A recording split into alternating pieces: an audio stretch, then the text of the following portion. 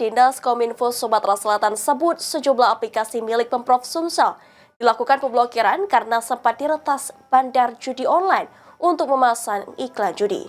Dalam upaya antisipasi judi online, Diskominfo Sumsel telah bekerja sama dengan Polda Sumsel dan BIN untuk menggencarkan patroli cyber.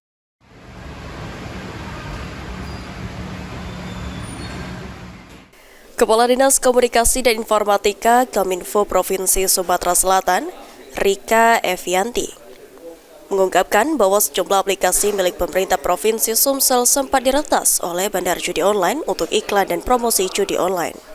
Namun untuk data berapa banyak jumlah aplikasi pemerintah yang diretas masih dilakukan pendataan.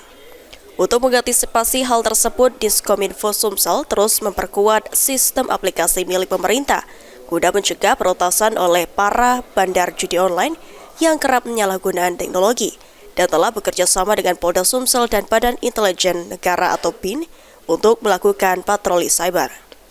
Ditambahkan Rika Evianti, untuk mencegah sekaligus memberantas judi online sesuai dengan kewenangannya, Dinas Komunikasi dan Informatika Diskominfo Provinsi Sumsel juga memberikan edukasi tentang bahaya judi kepada masyarakat termasuk pelajar.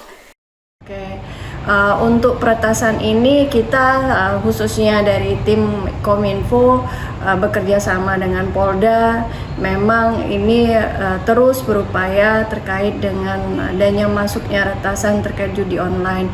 Itu memang ada beberapa waktu itu pernah masuk di OPD, tapi dengan solidnya tim cyber kita dan tim kita itu semua bisa diatasi dan tidak ada kendala. Termasuk berarti patroli cyber juga, Bu, ya? Betul. Okay. Kita memang sudah ada bentuknya CISERT, itu adalah perkumpulan dari terkait dengan tim cyber, dan juga sudah ini dibentuk di kota dan di kabupaten di Provinsi Sumatera Selatan. Aji Delia, PAL TV.